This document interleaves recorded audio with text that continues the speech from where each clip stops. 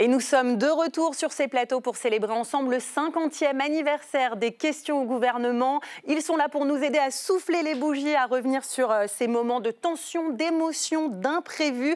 Bruno Fulini, bienvenue. Vous êtes historien, vous connaissez l'Assemblée mieux que personne. Roger Chinot, vous avez été député, écoutez bien, en 1973 jusqu'en 1981. Vous avez connu la transformation des questions d'actualité. Annabelle Roger, vous êtes journaliste, vous avez publié Au perchoir, les secret des présidents de l'Assemblée nationale. Et puis François de Rugy, on peut le dire, vous avez une triple casquette, ancien député, ancien ministre, ancien président de l'Assemblée nationale, une vision à 360 degrés de ces questions au gouvernement. Donc, le 50e anniversaire est tombé pendant la dissolution. Je vous propose donc de retourner en 1974 pour voir la transformation des questions au gouvernement, leur naissance, celle qu'on connaît aujourd'hui, un sujet de Maïté Frémont. L'ordre du jour appelle les questions au gouvernement. C'est une phrase qui résonne dans l'hémicycle depuis maintenant 50 ans. Cet après-midi, la séance des questions à l'Assemblée nationale. Les QAG, comme on les appelle, sont devenus en un demi-siècle le temps fort de la semaine parlementaire. Le 30 mai 1974, Valéry Giscard d'Estaing, à peine élu président de la République, adresse un message au Parlement et suggère que l'Assemblée aménage son règlement de manière à réserver chaque mercredi 1 heure pour des questions d'actualité. Objectif, renforcer la vie démocratique. Je demanderai alors au Premier ministre et à l'ensemble des ministres d'être présents à cette séance afin de répondre directement aux questions. 15 jours plus tard, Edgar Faure, alors président de l'Assemblée, tente l'expérience. Jacques Chirac explique le concept. Ce type de débat doit permettre au gouvernement et à l'opposition d'une part, au gouvernement et à la majorité d'autre part, d'avoir un échange bref de vues sur des sujets nationaux ou d'importance nationale. En 50 ans, la formule change plusieurs fois, de 1974 à aujourd'hui. Actuellement, 2 séances, l'une le mardi, puis une autre un peu plus courte le mercredi. Monsieur le Premier ministre, j'ai 2 questions auxquelles j'attends une réponse claire. Chaque groupe politique intervient par la voix d'un député, 2 minutes pour poser sa question et éventuellement réagir à la réponse du ministre interrogé. Monsieur le Président, s'il vous plaît, vous connaissez la règle, c'est le gouvernement qui choisit le ministre qui doit répondre. Monsieur le député Ciotti. Un rite bien souvent fait de diatribes enflammées, parfois de brouhaha généralisé, mais souvent de débats qui permettent aux citoyens de suivre la vie politique française. La séance des questions au gouvernement est terminée, la séance est suspendue. Et la séance reprend sur ce plateau. Bruno Fulini, comment ces questions au gouvernement se sont-elles imposées comme un moment important, phare de la semaine ici au Parlement ? Alors, bien sûr, par la télévision. Il y avait déjà, depuis 150 ans, en fait, à partir d'aujourd'hui, à partir de 1875, un droit pour les députés d'interroger le gouvernement. Mais ça se faisait selon des modalités pas du tout intéressantes, pas du tout spectaculaires. Même au début de la Ve République, ce sont des séances qui ont lieu le vendredi. Il n'y a pas beaucoup de députés. Les ministres ne sont pas obligés de répondre immédiatement. Le président lit la question avant de donner la parole aux députés. Bref, c'est tout à fait inintéressant. Et ce qui se passe en 1974 pour, comment dirais-je, effectivement, renouveler l'exercice et puis donner la parole à l'opposition. Ça, c'était dans les idées nouvelles que défendait Giscard d'Estaing, qui venait d'être élu président de la République. On imagine un système beaucoup plus dynamique, alors qui a été perfectionné depuis. Et puis, dès la première séance, le 12 juin 1974, il y a des caméras. Alors attention, à l'époque, il n'est pas question encore d'une retransmission en direct, il n'est pas question d'une retransmission intégrale. On se donne le temps de faire le tri, et même, en fait, au bout d'une demi-heure, les journalistes remballent leur matériel, ce qui va susciter un rappel au règlement des députés qui avaient une question à poser et qui ne vont pas passer à la télé. Eux aussi. Il faut voir qu'en 1974, passer à la télévision, c'est très important. Je ne dis pas que ça ne l'est moins aujourd'hui, mais il y a beaucoup de chaînes aujourd'hui. À l'époque, c'était vraiment, imaginez, pour un député, passer à la télévision. Donc, énorme frustration. Et donc, ce qui est intéressant, c'est qu'à peine la première séance de questions au gouvernement est-elle terminée, que le président de l'époque, Edgar Faure, s'engage à prendre langue avec la télévision française pour trouver des modalités telles que... Et c'est seulement à partir de 1981 que les séances vont être intégralement retransmises et entrer dans les foyers et prendre cette importance. Roger Chinot, je le disais, vous étiez député justement à ce moment de bascule, 1974. Vous l'avez vécu cette transformation des questions au gouvernement, ça a beaucoup compté pour les députés ? Ah oui, c'était tout à fait important. Et il faut bien replacer, je parle sous le contrôle de l'historien parmi nous, Giscard y avait voulu, il se trouve que j'étais un de ses collaborateurs depuis 1965, donc je chargé d'affaires politiques, et donc j'avais suivi cette préparation de près. Et si vous voulez, les parlementaires ont été finalement surpris d'abord de l'initiative. Et après, ceux qui ont été les plus surpris, je me souviens effectivement Edgar Faure, le président dont vous parliez il y a un instant, et il a fallu que les présidents de groupe, qui est une fonction, à mon avis, tout à fait essentielle sur le plan du fonctionnement quotidien de l'Assemblée, apprennent aussi. Vérité, j'ai été élu à ce moment-là président de mon groupe parlementaire, j'étais secrétaire général de notre formation avant, et si vous voulez, il a fallu qu'on apprenne et qu'on voit comment on pouvait l'utiliser. À se familiariser avec cet exercice. À se familiariser avec l'exercice. Le problème de la télévision, c'est posé assez rapidement, parfaitement, comme vous le dites. Ça n'a pas été la première préoccupation des parlementaires. Bon, ça leur aurait fait plaisir, mais le fait déjà qu'il puisse y avoir cette action directe vis-à-vis du Parlement, et à cette époque-là, où les questions n'étaient pas transmises au préalable. Justement, ça, on y reviendra sur ces coulisses. C'était un point. Donc, c'était de la matière brute, si j'ose dire. Je parle le contrôle de la présidente de l'Assemblée. Et c'était difficile, mais bon, tout le monde avait à faire un apprentissage. Mais c'était un souci fondamental, je dirais, de fonctionnement des institutions pour le nouveau président de la République. C'est d'ailleurs à la même époque qu'on a mis en chantier la possibilité pour 60 parlementaires de saisir le Conseil constitutionnel directement pour le cas où il y aurait une opposition qui se manifestait. C'était l'ouverture, en quelque sorte, améliorée pour l'époque du fonctionnement du débat parlementaire. François de Rugy, je le disais, vous avez vécu plusieurs rôles dans ces séances. Un mot pour définir chacun en tant que député, en tant que ministre, en tant que président de l'Assemblée. Je pense que pour les députés, c'est un moment très important parce que c'est vraiment une expression directe vis-à-vis du gouvernement. En France, on aime bien quand même la logique un peu d'affrontement entre le gouvernement et le Parlement, surtout entre l'opposition et le gouvernement.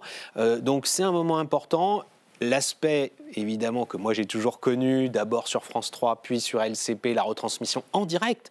Donc vraiment, on intervient devant ses électeurs, entre guillemets, en tout cas devant les Français, sans filtre. Ça met une pression aussi, parce que si on se trompe, si on trébuche sur les mots, si on ne va pas au bout de sa question, parfois, tout le monde le voit. Et puis, après, évidemment, c'est différent quand on est côté ministre. Et alors, président de l'Assemblée, c'est encore autre chose.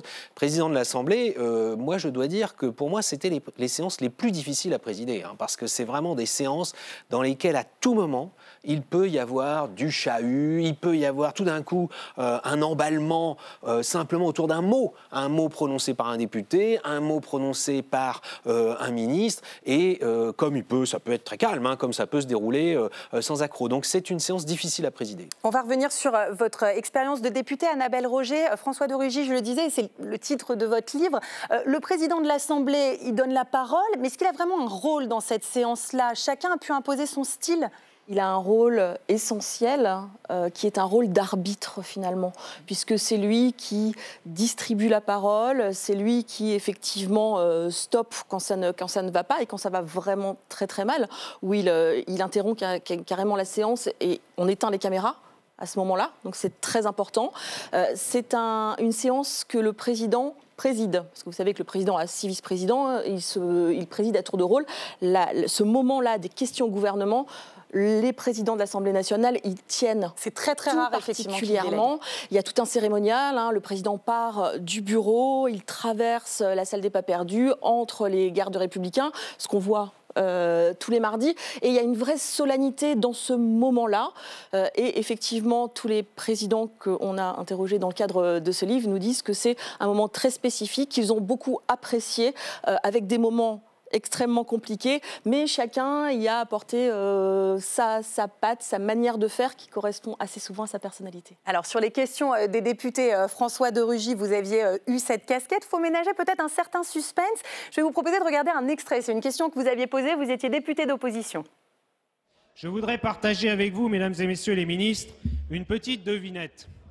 Quels sont les agents de l'État qui, en 2009, se verront octroyer une augmentation de salaire moyenne de 15 300 € chacun?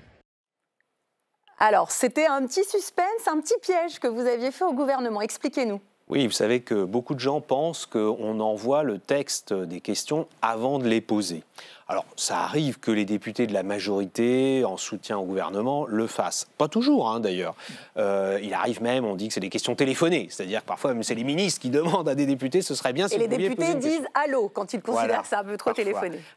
Et ça arrive. Hein. Moi-même, quand j'étais ministre, ça m'est arrivé de dire ce serait peut-être bien si on pouvait parler de tel ou tel sujet à travers une question d'actualité. Mais quand on est député d'opposition, ce qui était mon cas à cette époque-là, j'étais évidemment dans la situation où je n'envoyais pas les textes de mes questions avant. Mais les cabinets des ministres insistent et disent mais quel va être le thème? Et donc j'avais dit écoutez, je vais parler de l'augmentation des salaires des fonctionnaires. Et en fait, ce que je visais, c'était l'augmentation du traitement du président de la République, parce que Nicolas Sarkozy avait souhaité rehausser fortement l'indemnité du président de la République parce qu'il considérait que ce n'était pas normal que le président soit moins bien indemnisé que le Premier ministre. Et donc... Et là, vous aviez vu le ministre changer un peu de tête au début de votre question. On ne le voit pas à l'écran, mais c'était Éric Woerth qui était ministre à l'époque, on disait des comptes publics, qui avait répondu. Et en effet, bon, au début, je crois qu'il se disait, voilà, c'est une question parmi d'autres sur les salaires des fonctionnaires, j'ai une réponse toute faite. Et tout d'un coup, je le vois, en effet, tourner la tête et dire, mais de quoi va-t-il me parler? Et être un peu, en effet, cueilli à froid. Roger Chenot, vous l'aviez dit, vous avez été président du groupe. On se battait dans votre groupe pour poser une question. Beaucoup de députés vous disaient « Allez, on n'allait pas jusqu'à la bataille, mais il fallait faire un arbitrage parce qu'on savait à peu près par le temps combien de questions on pouvait passer. Donc, ça fait partie des missions d'un président de groupe, c'est d'essayer de répartir un petit peu et sur le plan régional et sur le plan des tendances qui peuvent être diverses dans des groupes. Ça dépend de leur importance. C'est un petit peu plus compliqué quand en 78, on a créé le groupe UDF et j'ai été élu également président du groupe UDF à ce moment-là. Bon, parce qu'il y a davantage de monde, mais c'est tout à fait normal. Mais il y avait beaucoup de volontaires. Si vous voulez, je voudrais revenir sur le plan de la télévision, de la radio. Reprenons ça, il a fallu effectivement un peu de temps avant, et Edgar Faure a joué un rôle fondamental d'ailleurs pour aider à faire qu'il en soit ainsi. Mais l'intérêt est devenu très très vif tout de suite chez les parlementaires. Ça leur a fait plaisir, quelle que soit d'ailleurs leur tendance politique. Moi je me souviens en parlant entre présidents de groupe, c'était Defer, c'était Ballanger et c'était Claude Labbé déjà du côté gaulliste. Si vous voulez, ça a été, ils ont vu, et moi je sais que c'est un argument pour pousser les parlementaires au début à être candidat pour poser une question, si vous voulez, c'est qu'ils ont la presse écrite a tout de suite été relais. La presse écrite a tout de suite fonctionné, et la presse locale, c'est pour un député, c'est fondamental. Hein.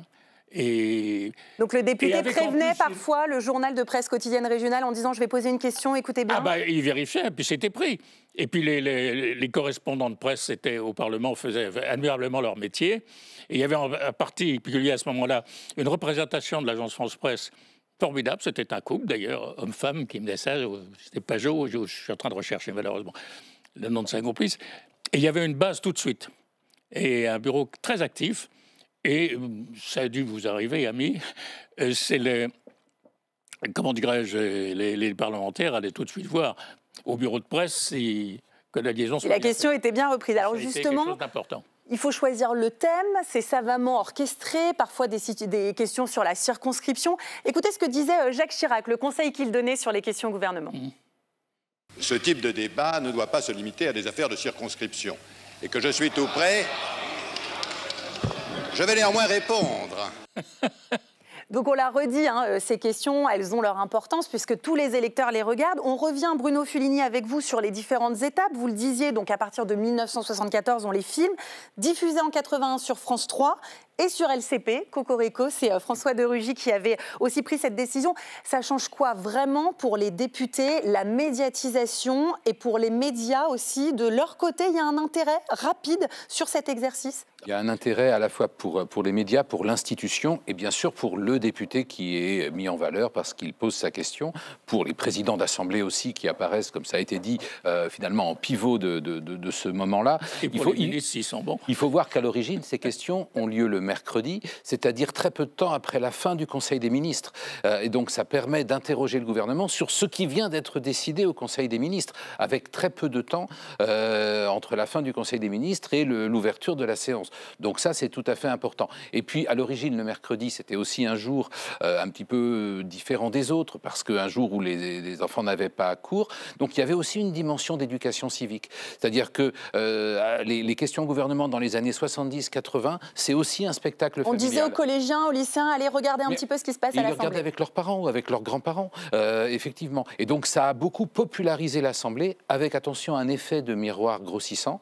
C'est-à-dire que les questions au gouvernement, c'est même pas 2% du temps parlementaire dans l'année, mais c'est comme ça que le grand public voit les débats parlementaires. D'où les commentaires des fois un petit peu amers qui peuvent circuler. C'est la question que j'allais vous poser, Annabelle Roger. On le suit bien évidemment sur LCP. Il y a les commissions, il y a tout le travail en séance publique. Les questions au gouvernement, c'est finalement peu de choses. Mais pour un député, il le sait, ou une députée évidemment, c'est le moment clé dans la semaine. C'est le moment où on peut briller finalement, et puis où on peut briller surtout vis-à-vis de ses concitoyens et des citoyens de sa circonscription.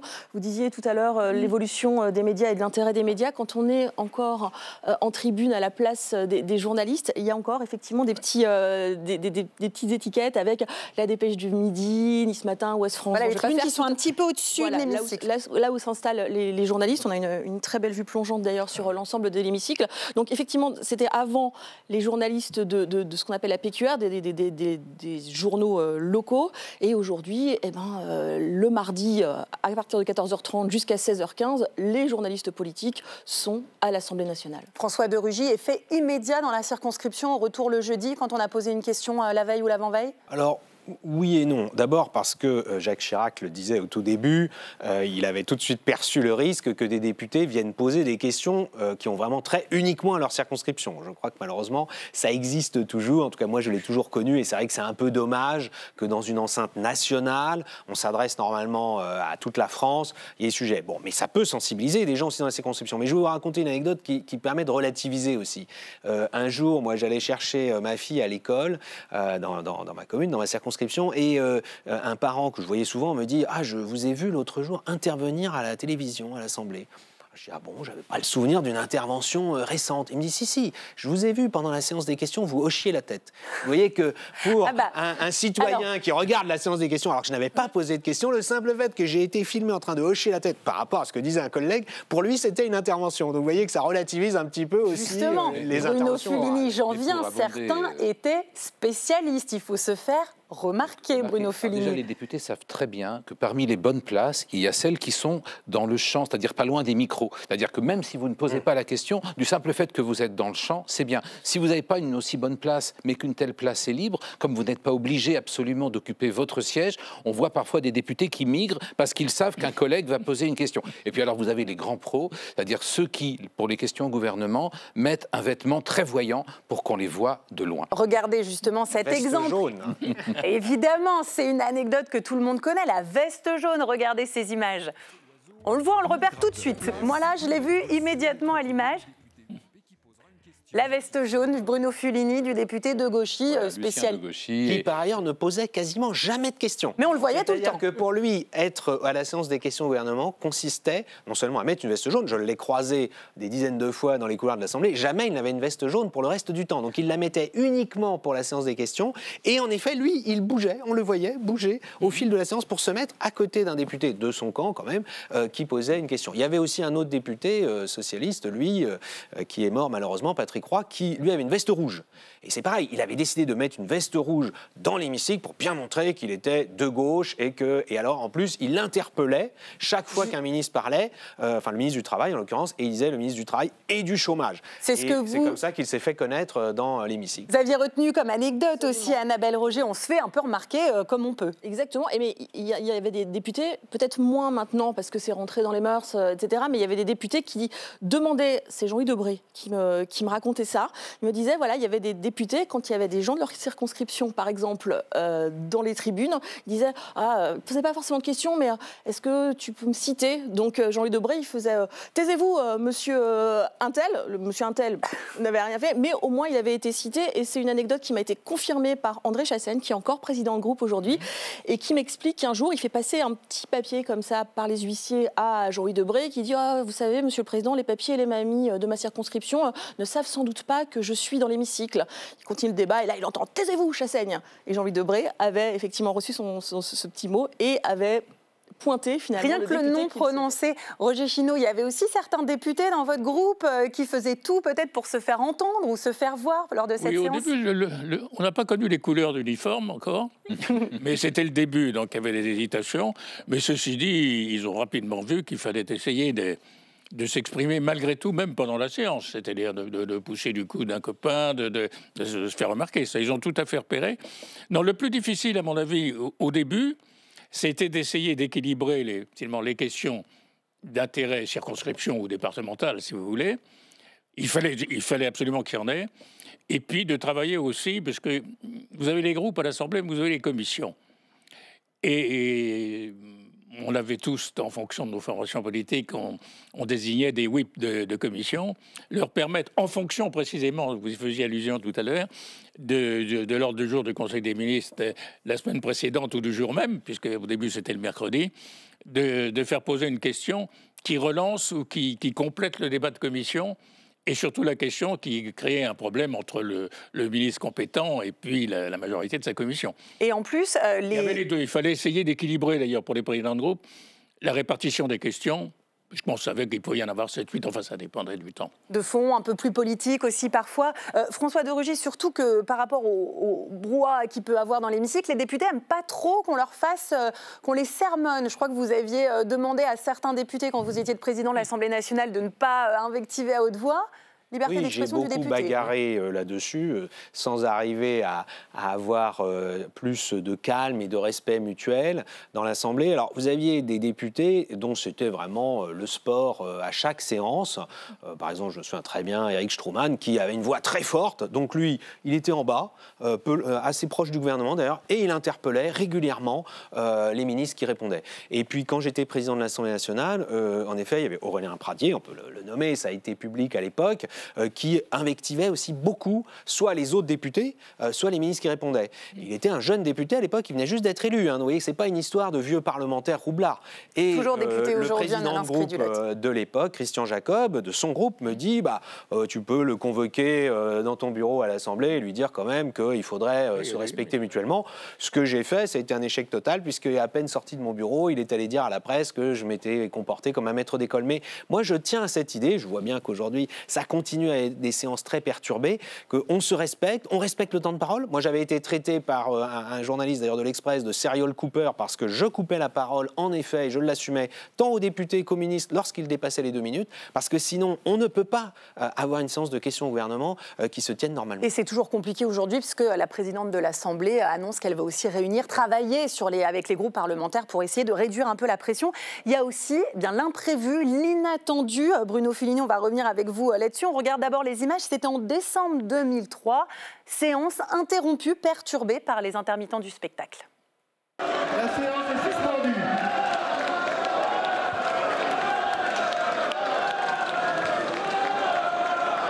Voilà, eh bien, il fallait bien s'y attendre, malgré les dispositifs de sécurité qui sont pris à l'Assemblée nationale. Vous voyez que les intermittents ont réussi à entrer dans les tribunes du public.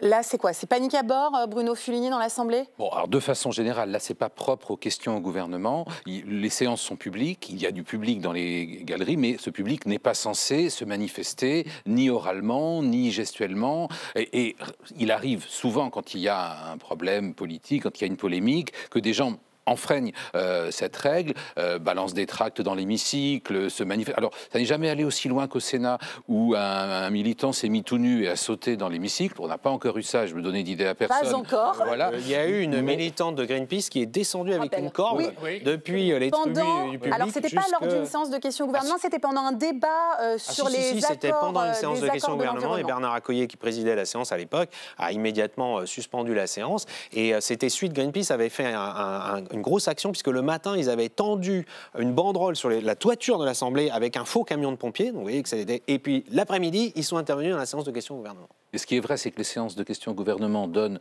une très grande visibilité à toute manifestation qui n'est plus un discours, d'où les drapeaux, d'où les costumes symboliques. Jean Lassalle avait, par exemple, une fois chanté et une autre fois revêtu un gilet jaune. Pas besoin de parler, on comprend. Toute petite précision, Annabelle Roger, là, c'est encore filmé à l'époque. On voit les journalistes qui commentent à l'image. Là, aujourd'hui, la réalisation de l'Assemblée coupe tout. Il n'est plus question de voir, lors des suspensions de séance, qui passe dans l'hémicycle. C'est très simple. À partir du moment où les micros sont coupés par le président, je pars sur votre contrôle, les caméras sont éteintes pour éviter justement de donner cette image de bazar qu'on a malgré tout, y compris au sein même de l'hémicycle maintenant, avec effectivement des députés assez perturbateurs. On pense au drapeau palestinien, peut-être qu'on y reviendra, de Sébastien Deloglou, des députés insoumis qui sortent les courses pour dénoncer une coupe des APL pour les étudiants. Enfin voilà, il y a aussi au sein de l'hémicycle maintenant des happenings, parce qu'on dit, voilà, c'est un peu une sorte de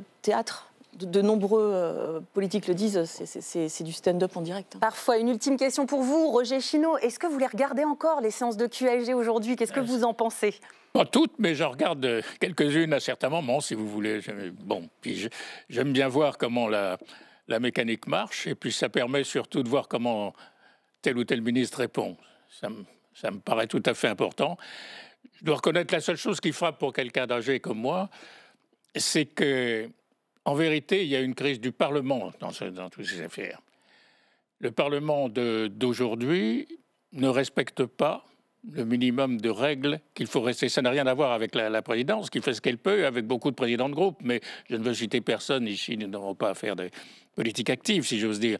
Mais c'est insupportable. Ils ne se rendent pas compte à quel point ridiculiser, diminuer la qualité de l'image du Parlement, c'est-à-dire faire que cette institution en elle-même souffre du désordre parlementaire créé par des gens qui pensent d'abord à s'agiter plutôt qu'à discuter, et ceci en ne respectant jamais l'autre. Allez, je vous remercie. C'est un problème de la société, il faut d'abord penser à l'autre aujourd'hui. Je vous remercie infiniment à tous les quatre d'avoir accepté de regarder dans le rétroviseur ces 50 ans d'histoire des questions au gouvernement. Restez avec nous dans un instant, de nouveaux invités, évidemment, mais je vous propose un petit best-of, un magnéto de l'Assemblée. On l'a intitulé « Du rire aux larmes ». À la sortie de la toute première séance de questions au gouvernement en 1974, voici ce que disait ce député. Ça donne la place à un certain humour qui est toujours indispensable à la vie politique. Et de l'humour, il y en a eu, parfois involontaire. Monsieur le Président, Mesdames et Messieurs les retraités, Monsieur le député Jean-Philippe Niel.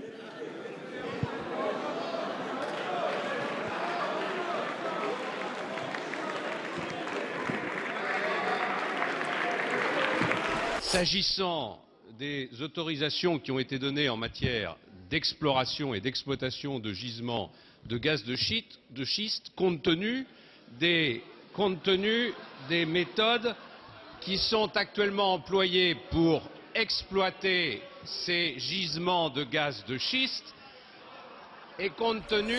Nous sommes en train de recueillir toutes les demandes des communes qui sont concernées avec le ministre de l'Intérieur, Christophe Colomb, et dès que nous aurons l'intégralité des demandes, Gérard Collomb.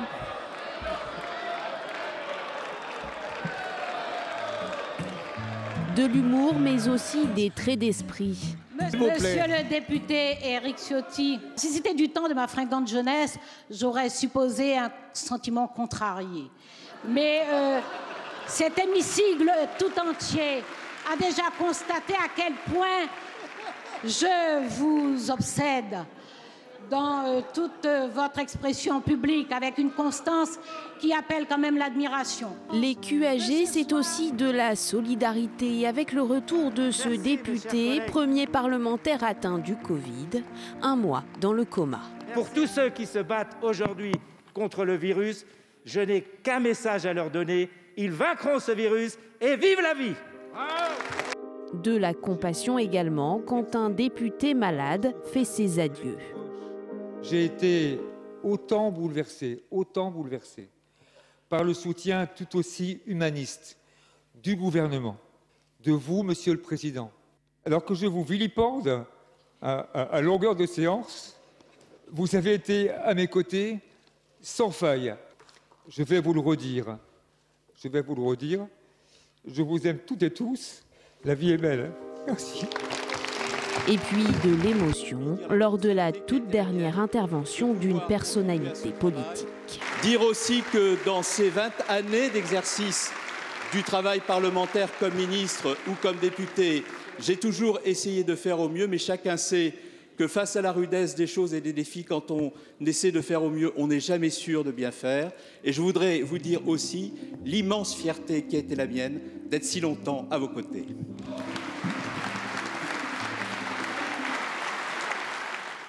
Et on accueille à présent nos nouveaux invités. Annabelle Roger, vous êtes restée sur ce plateau. Je rappelle que vous êtes journaliste, vous êtes autrice du livre Au perchoir, les secrets des présidents de l'Assemblée nationale. Mathilde Panot, vous êtes présidente du groupe La France Insoumise, députée depuis 2017. Marc Fesneau, plusieurs casquettes, président du groupe Les Démocrates. On vous invite pour votre expérience d'ancien ministre des Relations avec le Parlement. Je précise que vous avez aussi été ministre et député. Daniel Fasquelle, vous avez été député Les Républicains du Pas-de-Calais de 2007 à 2020. Alors, s'il fallait vous inviter, Daniel Fasquelle, c'est quand on se remémore ces grands moments des questions au gouvernement. On pense souvent à la question que vous aviez posée à Jérôme Cahuzac. On revit ce moment ensemble, c'était en décembre 2012. Il est essentiel que vous disiez toute la vérité cet après-midi devant la représentation nationale et devant les Français. Merci. La parole est au ministre délégué chargé du budget, Jérôme Cahuzac. Merci, Monsieur le Président. Monsieur le député, j'appartiens au gouvernement de Jean-Marc Ayrault qui a été investi par la représentation nationale. Votre question est donc légitime et il est normal que j'y réponde. Je dément catégoriquement les allégations contenues sur le site Mediapart. Je n'ai pas, monsieur le député, je n'ai jamais eu de compte à l'étranger. Et c'est donc devant la justice que je m'expliquerai devant ces contradicteurs en attendant d'eux des éléments probants qui, à ce jour, font manifestement défaut. Merci, monsieur le député, de m'avoir permis de le dire devant la représentation nationale. Daniel Fasquelle, est-ce que vous vous souvenez des coulisses de la préparation de cette question au gouvernement? Je m'en souviens effectivement très bien. C'était au mois de décembre, je crois que c'était un 4 décembre. Vous voyez, ça m'a marqué. Mediapart diffuse cette information comme quoi Jérôme Cahuzac pourrait avoir un compte en Suisse. Et immédiatement, moi, je propose qu'au sein de mon groupe, on pose une question à ce sujet, parce que c'était important que les Français aient la réponse du ministre devant la représentation nationale. J'ai eu quelques réticences au départ, parce que le même site Mediapart avait causé quelques ennuis à certains d'entre nous. Dans votre formation politique. Mais pour autant, voilà, moi, j'ai toujours été partisan de la vérité, de toute la vérité sur tous les sujets. Et j'ai réussi à convaincre, alors je m'en souviens, c'était en toute fin d'après-midi, en début de soirée, dans l'hémicycle même, à l'époque, Christian Jacob et Jean-François Copé, qu'il fallait à tout prix qu'on pose cette question. Donc ils ont donné le feu vert. Ensuite, il a fallu préparer cette question. Alors, par chance ou par malchance pour M. Cahuzac, vous savez que l'ordre des questions dépend d'un tirage au sort. Et là, la première question à 15h était attribuée à mon groupe. Donc, j'ai pu poser la question immédiatement à 15h. Les collaborateurs du ministre ont cherché à savoir, comme c'est souvent le cas, quelles questions j'allais poser. Évidemment, je me suis... Motus et bouche cousue. Motus et bouche cousue. Et puis, là aussi, pour que voilà, les choses soient... Je ne voulais pas en faire un sujet polémique. Donc, j'ai posé une question, normalement, c'est 2 minutes, mais en 1 minute, très technique, très précise, très concrète, voilà, pour avoir, de la part du ministre également, une réponse technique et factuelle. Il m'a fait cette réponse. Elle vous a convaincu, vous le croyez quand il vous répond? Parce qu'on le rappelle, après, Jérôme Cahuzac avouera effectivement... Moi, je n'ai pas été pleinement convaincu, mais enfin, toujours est-il que c'est sa réponse. Il dit qu'il va en répondre devant les tribunaux. Moi, je suis juriste, je suis professeur de droit par ailleurs, donc voilà, je fais confiance dans la justice de mon pays. Mais bon, le fait est qu'il a fait cette réponse, qu'elle était inexacte, bien évidemment, que c'était même un mensonge devant la représentation nationale. Et s'il avait fait une autre réponse à ce moment-là, peut-être que l'histoire aurait été différente. Mais toujours est-il qu'ensuite, nous avons demandé une commission d'enquête, obtenu cette commission d'enquête. Malheureusement, elle n'a pas pu aller jusqu'à son terme. En tous les cas, nous avons, quitté la commission d'enquête parce que nous avions voulu interroger le Premier ministre et des collaborateurs du Président de la République, parce que nous pensions qu'à ce niveau-là, ils étaient parfaitement informés du sujet, contrairement à ce qu'ils disaient. Et c'est un regret que j'ai, c'est-à-dire dans l'affaire Cahuzac, certes, il y a eu cette question, ça a été le point de départ de l'affaire Cahuzac, mais on n'a pas pu faire pleinement notre travail ici, s'agissant de Jérôme Cahuzac, qui, à la fin, finit par avouer être coupable de fraude fiscale. Voilà. Annabelle Roger, c'est aussi le mensonge devant la représentation nationale. Il y a eu évidemment l'enquête, les aveux, mais qui a coûté cher au ministre? L'histoire a coûté cher. Il a menti d'abord dans la représentation nationale. On parlait tout à l'heure du côté très, très important, très solennel de ces questions au gouvernement. Donc oui, on ne ment pas, peut-être moins en France qu'aux États-Unis, mais en tout cas, on ne ment pas devant la représentation nationale et devant ceux qui représentent l'ensemble des citoyens, finalement. Mathilde Panot, vous êtes présidente d'un groupe d'opposition. C'est votre but, lors d'une question au gouvernement, de mettre parfois au pied du mur des ministres, de les pousser dans leur retranchement? Je crois qu'on a un exemple assez récent justement avec un même système, c'est-à-dire une révélation de Mediapart sur le fait d'avoir couvert des abus, en tout cas de ne pas avoir dénoncé des abus de pédocriminalité faits sur des enfants. C'est ce qu'on appelle le scandale Betaram, sur lequel nous avons posé plusieurs questions avec d'autres articles qui s'en sont suivis. Et je dois dire, puisque beaucoup nous ont reproché d'avoir fait une sorte d'instrumentalisation en demandant la démission de M. Bayrou de ce scandale, d'abord que, le fait que cette affaire soit portée politiquement a permis à d'autres victimes de porter plainte, puisque le porte-parole des victimes dit qu'il y a 40 plaintes supplémentaires et qu'il pense que des 112 à 160, on pourrait même arriver jusqu'à 300 plaintes. Donc ça permet de libérer la parole. Et y compris, il y a eu d'autres scandales qui ont été dévoilés dans d'autres établissements. Et je crois que face à un fléau qui touche des centaines de milliers d'enfants dans notre pays, il faut être à la hauteur de cela et effectivement redire qu'il n'est pas possible de pouvoir mentir devant la représentation nationale. Et objectivement, quand on voit les éléments qu'a apporté Mediapart, il y a eu un mensonge. Alors, on ne refait pas l'enquête sur ce plateau. Marc Fesneau, sur ces questions au gouvernement, qu'on soit de l'opposition, de la majorité, ce n'est pas du tout le même objectif, ce n'est pas les mêmes thèmes non plus, thèmes locaux, thèmes plus politiques, questions pièges. Comment on les envisage, ces séances de questions au gouvernement? Peut-être que, à la fois pour rebondir et globalement pour dire, avec l'expérience de ministre des Relations avec le Parlement, ce que j'ai vécu. Parfois, reconnaissons-le, quand on est dans la majorité, on a tendance à poser des questions. Quand ils ne sont pas carrément téléphonés par les ministres, les ministères ou les cabinets, on a tendance à faire quelque chose qui vient conforter l'action d'un ministre. Il est arrivé, j'ai pu voir parfois des ministres appeler pour dire que ce serait l'occasion de mettre en valeur telle ou telle politique publique. Alors de l'autre côté, on s'en aperçoit un petit peu parfois quand on ça regarde. se voit, et d'ailleurs il y a beaucoup de allô dans la C'est ça, les députés de l'opposition disent allô, voilà. Et je ne pense pas que ce soit un exercice, parce qu'au fond on est là pour contrôler l'action du gouvernement. On peut être tout à fait solidaire d'un gouvernement, le soutenir et en même temps dire j'ai un problème dans ma circonscription. Alors, il y a d'autres endroits pour le faire aussi. Hein. Et Roger Chinot en parlait à l'instant avec, je trouve, justice et justesse. C'est-à-dire, il y a des sujets qui méritent à la fois l'attention, mais peut-être pas dans les questions au gouvernement.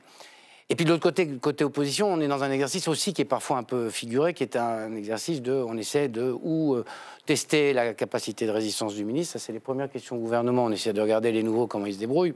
C'est un test qui est parfois un peu compliqué pour les nouveaux, les impétrants, comme on dit. Et pour plutôt mettre en défaut, et pas forcément attendre une réponse, mais simplement essayer de faire une controverse politique. Mais c'est comme ça, c'est le jeu des questions au gouvernement. Et il me semble qu'il faut aussi accepter cette règle-là. Mais il me semble qu'on pondérerait de part et d'autre les choses, ça serait pas si mal. Parfois. Un peu plus de sincérité pour la majorité, un peu plus de questions. Il y a une part de théâtralisation dans ce moment-là, parce qu'il est télévisuel. Vous parliez de l'affaire Cahuzac. C'est à la fois le mensonge devant la représentation nationale, mais devant des centaines de milliers de Français. Et après, évidemment, qui regarde en direct et puis ensuite qui revoit évidemment les images. Et ce sont des choses qui peuvent poursuivre. Je pense à un autre, enfin je ne sais pas si c'était vraiment un mensonge, mais à Michel Alliot-Marie et à ses relations avec des dignitaires tunisiens au moment de la chute du président tunisien, où quasiment toutes les semaines elle y avait droit. Et on voit, elle était ministre, donc je ne sais pas si vous l'avez dit, de l'Intérieur à l'époque, où elle a de plus en plus de mal à répondre parce que les infos sortent et il faut qu'elle reste sur sa ligne. C'est très compliqué au bout d'un moment. Et alors, chaque semaine, on le voit, les groupes doivent faire des choix. Quelles questions poser? Le groupe écologiste et social a accepté de nous ouvrir les coulisses de la fabrication d'une question au gouvernement. La parole est à monsieur Hendrik Davy pour le groupe écologiste. Merci Madame la Présidente.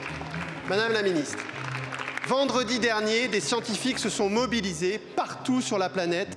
Hendrik Davy prend la parole pour interroger le gouvernement. Une question loin d'être spontanée, fruit d'un travail fourni tout au long de la journée. Sur les sujets qui ont été proposés. Il est un peu plus de midi, au 9e bureau de l'Assemblée, comme chaque mardi matin, réunion des écologistes. La veille, les députés ont proposé une série de questions. 3 ont été présélectionnées, l'une sur le changement climatique, une autre sur Mayotte, et enfin... Sans surprise, hein, mais moi je pense que Stand Up for Science, il faut marquer le coup. Moi je trouve que ça fait partie des sujets importants, que ça soit l'attaque qu'il y a au niveau des États-Unis et puis la question du soutien en France. Je plaide aussi pour Stand Up for Science, parce que je crois qu'il y a vraiment une actualité brûlante et qu'on a des choses originales à dire sur le sujet. Merci. Hendrik. Oui, alors sur les questions, moi je veux les 3, et ça je vais aller dans le même sens, et que je pense que Stand Up for Science est vraiment très important. Ce jour-là, tout le monde est d'accord pour apporter son soutien aux scientifiques américains face aux mesures prises par Donald Trump. Une thématique choisie et un député aussi. Ce qui s'est passé, c'est que c'est pas moi qui avais fait remonter ce sujet, même si c'est un sujet qui m'intéresse, mais en fait très vite une autre collègue, Sandrine Rousseau, l'avait remonté, mais moi j'ai appuyé juste la demande, et après si c'est moi qui l'a fait et pas elle, c'était juste parce que j'ai fait moins de QAG qu'elle et qu'on a aussi un équilibre au sein du groupe. On y va ? Vendredi dernier, des scientifiques se sont mobilisés partout sur la planète à l'appel de chercheurs américains. Avec ses collaborateurs, le député écrit donc un premier jet, puis le retravaille. C'est plus stressant que le reste. D'abord, il y a 2 raisons à ça. D'abord parce que c'est plein, il y a du monde, c'est un peu vu par le public aussi à l'extérieur. Et deuxièmement, c'est qu'on a tout le panel des ministres, etc. Enfin, c'est le grand spectacle. Donc non, c'est un moment assez particulier, assez stressant. Ouais. Le chronomètre en main, le député sait qu'il n'aura que 2 minutes pour poser sa question au gouvernement. Mathilde Panot, comment ça se passe chez les Insoumis? Comment vous déterminez les thèmes, les orateurs? Je pense que c'est à peu près comme ça dans tous les groupes. Nous, on a un bureau du groupe qui se tient la veille de la réunion de groupe du mardi, avec les députés qui font remonter leurs propositions. Nous avons, nous aussi, une liste des députés qui ont déjà posé ou pas posé de questions pour faire tourner le plus de députés possible et que chacun et chacune puisse avoir un moment solennel autour des questions de gouvernement qui, je le rappelle, sont un moment de contrôle de l'action du gouvernement, donc un moment très important. Et puis, à partir des différentes propositions, on fait des choix. Notamment, nous, chez les Insoumis, il y a l'idée qui est très fortement ancrée dans la manière dont on se représente, d'être représentant et représentante du peuple, d'avoir un pied dedans, un pied dehors, c'est-à-dire de faire rentrer à l'intérieur de l'hémicycle les luttes populaires qui sont menées à l'extérieur sur des questions de licenciement, lorsqu'il y avait les mobilisations retraite, et puis de porter aussi des questions que sinon peu de groupes vont poser. Par exemple, depuis octobre 2023, nous avons posé quasiment chaque semaine une question au gouvernement sur le génocide en cours en Palestine. Et pour nous, c'est très important de pouvoir porter aussi l'écho de ces voix-là. Donc, en utilisant, en faisant attention d'avoir aussi des thèmes écologistes, des thèmes... mais en tout cas, d'avoir un pied dedans, un pied dehors, comme on l'a dit. Et vous ne donnez aucun thème au gouvernement? Vous ne dites rien? Jamais aucun thème au gouvernement. Alors justement, Marc Fesneau, quand on est ministre des Relations avec le Parlement, le mardi matin, vous appelez chaque groupe, chaque ministre vous appelle pour connaître les questions. Est-ce que vous les avez? Est-ce que vous avez la liste? Non. Alors, quand on est avec des groupes qui sont plutôt à soutenir le gouvernement, quand même, généralement, ils nous disent le thème, voire parfois ils nous donnent la question. Mais c'est un vrai débat, d'ailleurs. Moi, je trouve, comme ministre des Relations avec le Parlement, que j'ai toujours eu, parce qu'au fond, alors il y a des sujets, on parlait de l'affaire Cahuzac, j'imagine que même si vous avez appelé, il pouvait imaginer que la question porterait plutôt sur ça que sur la situation budgétaire, quand bien même il n'avait pas la question et que les collaborateurs avaient déduit de la question que vous alliez poser que ça serait peut-être sur ce sujet-là. J'ai vu parfois des questions au gouvernement qui étaient très précises et au fond, si on venant de l'opposition, sur un sujet d'une entreprise qui ferme, etc., et même si les ministres, par nature, on croit qu'ils sont omniscients, qu'ils savent tout, de tout ce qui se passe dans toutes les entreprises, de tous les territoires, j'ai parfois le regret qu'on ne puisse pas avoir une réponse complète et qu'alors après, on peut occuper les 2 minutes, mais je trouve que c'est un peu regrettable quand on veut faire le travail de contrôle qui est légitime, de pouvoir répondre précisément aux questions. Après, on déduit, alors parfois les parlementaires disent eux-mêmes les questions qu'ils vont poser, on voit bien, le travail du ministre des Relations avec le Parlement, c'est de regarder l'actualité une fois qu'on sait quels sont les orateurs et de se dire ce sur quoi il est plutôt à poser des questions d'habitude ou pas. Et c'est comme ça qu'on essaye de travailler, mais on n'a pas les questions au gouvernement et donc on essaie de déduire, et c'est tout le travail du ministre des Relations avec le Parlement, mais le nombre de fois où je suis arrivé avec la feuille, j'imagine que... Et vous étiez dit, mince, je n'avais pas pensé à ça. Et avec un problème d'ailleurs, quand vous êtes au banc, c'est de flécher, parce que... Voilà, parce que c'est vous... S'assurer qu'il y a quelqu'un quand même d'un pôle, pour ne pas envoyer un porte-parole du gouvernement ou le ministre des Relations avec le Parlement, dont ce n'est pas le rôle stricto sensu, mais quand même aller répondre à une question sur laquelle il est manifestement pas le plus armé. Puisque c'est vous qui faites un petit signe à la présidente de l'Assemblée pour dire voilà qui répond. Il peut arriver que d'ailleurs les ministres n'aient pas envie de répondre, disant c'est plutôt aux collègues de répondre. Ah, parfois ils se refilent un peu la responsabilité. Il arrive qu'ils aient, selon la nature de la question, vous voyez, le degré de bienveillance, on a plutôt envie de le filer aux collègues. Annabelle Roger, on l'a vu dans le reportage, c'est 2 minutes, c'est à la fois court et long. Il y a aussi un droit de réplique, c'est-à-dire que le député peut disposer de ces 2 minutes comme il l'entend. Une première question, la réponse du ministre, et ensuite une réplique à la fin. Oui, c'est très compliqué, on le voit de toute façon depuis que ça a été mis en place. 2 minutes, c'est très très court si on veut poser une question précise en donnant le contexte. Donc il faut que ce soit très court pour avoir 30 secondes, 40 secondes, 1 minute pour répondre derrière. Je pense que c'est vraiment une question de temps. C'était 3 minutes il y a quelques années, autour des années 90. Maintenant, c'est 2 minutes. C'est vrai que c'est très très court pour faire une question et rebondir sur la réponse du ministre. Effectivement. Alors, Mathilde Panot, vous le disiez, vous gardiez le secret sur vos questions au gouvernement et puis aussi sur parfois des manifestations dans l'hémicycle. Regardez, c'était en mai 2024.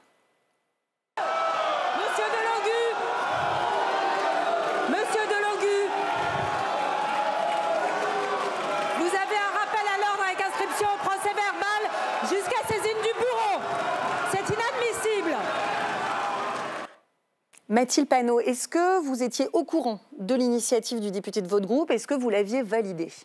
Oui, alors généralement, on ne met pas au courant forcément tout le monde du groupe, mais moi je suis très fière de cette action qui a été menée dans l'Assemblée, qui a fait le tour du monde entier et qui montre qu'il existe aussi une autre voix de la France dans ce pays qui s'oppose de toutes ses forces au génocide en cours et qui surtout soutient la reconnaissance de l'État de Palestine.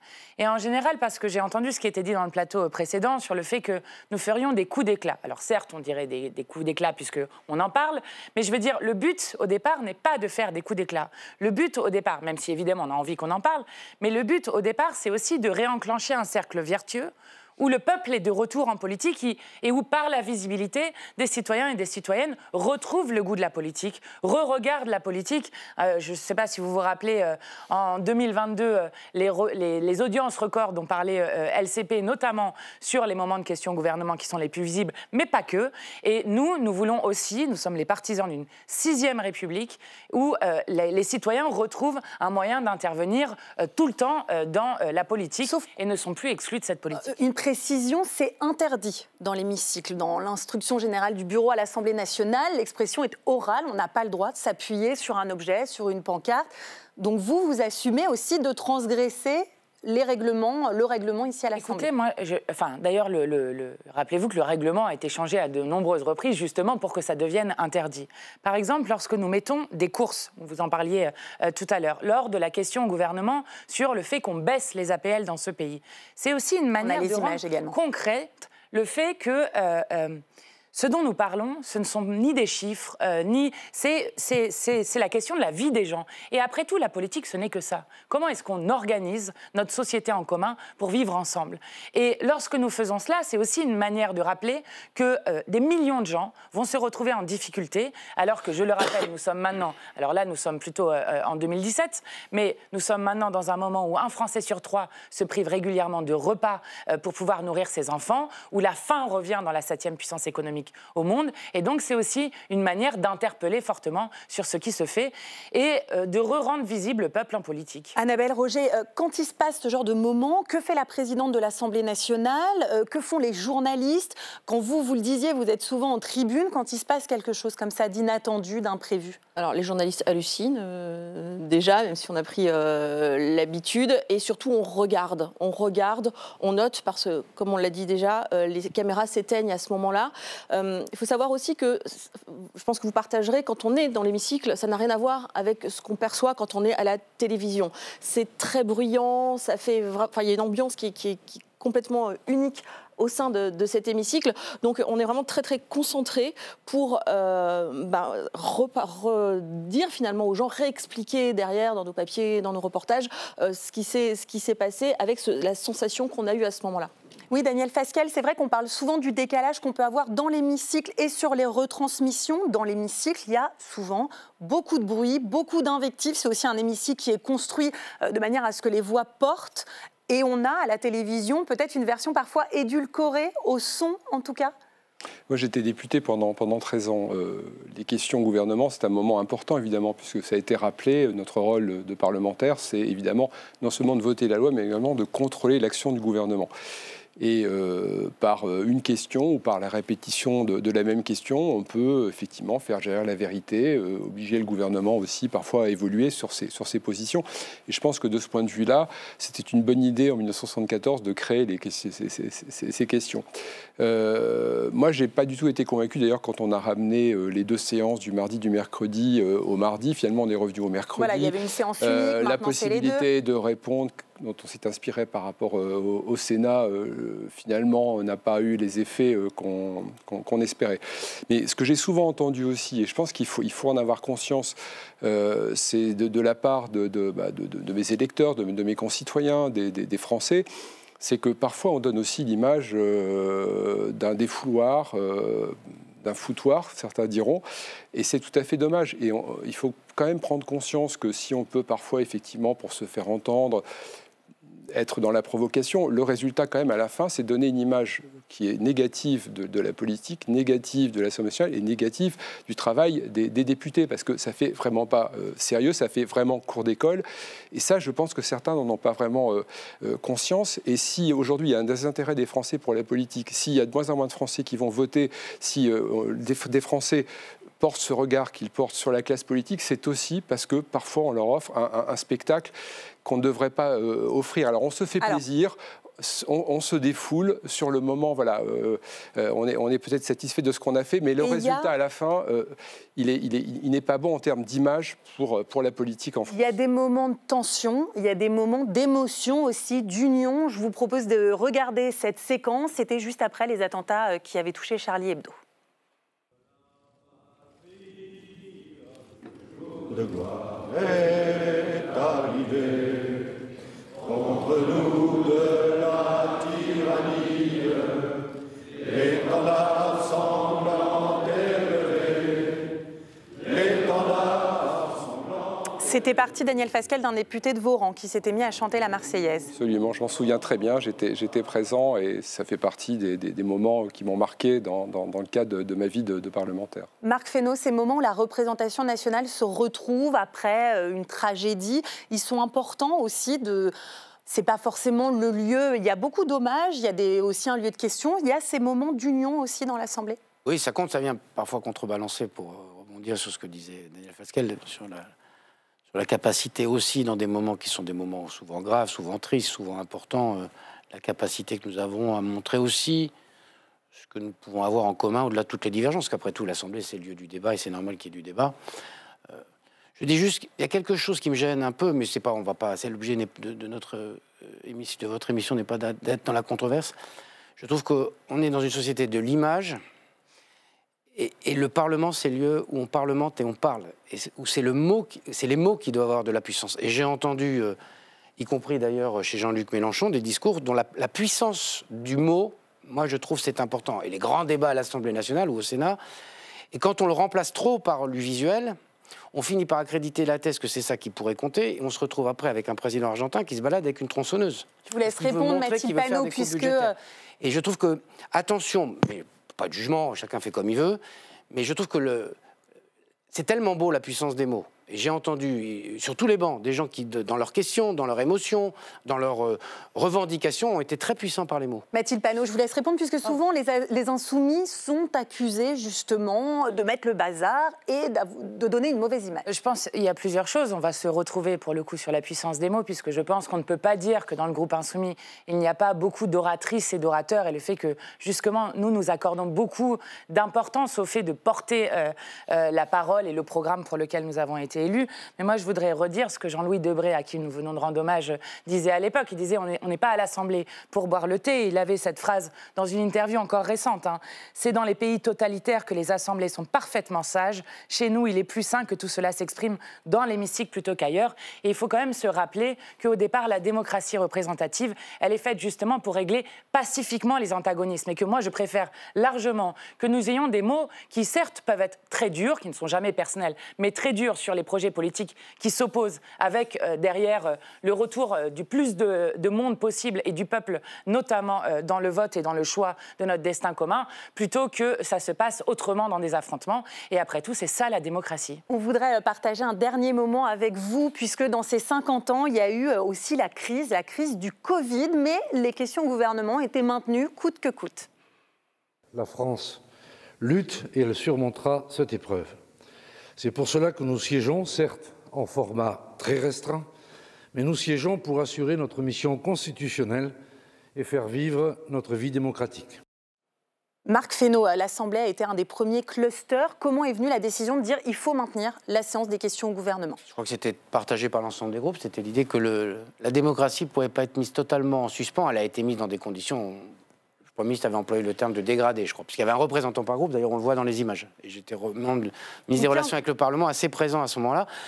On a réussi quand même, je trouve que sur les débats, y compris de est-ce qu'on ferme, est-ce qu'on ouvre, est-ce qu'on réouvre, etc., ça a été bien quand même qu'on arrive à faire un peu fonctionner la démocratie, même si elle était forcément en mode dégradé. Avec des images hallucinantes, une quinzaine de députés dans l'hémicycle. Qui représentaient l'ensemble de leur groupe, vous le disiez. Et ça, c'était très, très important. Enfin, ça n'existe quasiment plus aujourd'hui. Et c'était la grande fierté, d'ailleurs, de Richard Ferrand, qui dit « On a réussi à faire fonctionner coûte que coûte l'Assemblée nationale. » Et c'était un moment d'union nationale aussi, parce que l'ensemble des députés a joué le jeu. Daniel Fasquelle, Mathilde Panot, vous étiez député au moment du Covid. Il fallait, malgré la peur, malgré le stress, maintenir cet exercice démocratique très rapidement l'un et l'autre? Moi, très rapidement, aucune crise sanitaire, aucune crise internationale, par ailleurs, ne peut suspendre la démocratie. Je pense que c'est vraiment très, très important. Et par ailleurs, c'est une des raisons pour lesquelles nous dénoncions, nous, le Conseil de défense, où étaient prises beaucoup des décisions. Exercice indispensable, donc, Daniel Fasquelle. Oui, absolument. Il ne fallait surtout pas capituler face au Covid. Et d'ailleurs, ça ne nous empêchait pas de nous voir et de préparer ces questions à travers des séances de visio. On a découvert la visio, voilà, effectivement. Donc on a découvert la visio, mais enfin, il faut savoir que si les députés étaient peu nombreux dans l'hémicycle, pour autant, les questions qui étaient posées étaient préparées et décidées par l'ensemble des membres du groupe. Donc c'était un exercice différent, mais on a su faire vivre la démocratie et l'Assemblée nationale dans cette période très compliquée, et on peut tous en être fiers. Eh bien, merci à vous d'avoir regardé avec nous ces 50 ans d'archives. Merci à celles qui ont fouillé dans ces heures d'antenne. Chantal Alès à la rédaction en chef, Maïté Frémont à l'édition, Samuel Boyer à la production, toutes les équipes évidemment de la chaîne parlementaire. Quant à moi, j'ai le plaisir de vous retrouver, pas dans 50 ans, évidemment, tous les mardis, les mercredis pour les questions gouvernement, puisque c'est sur LCP, évidemment.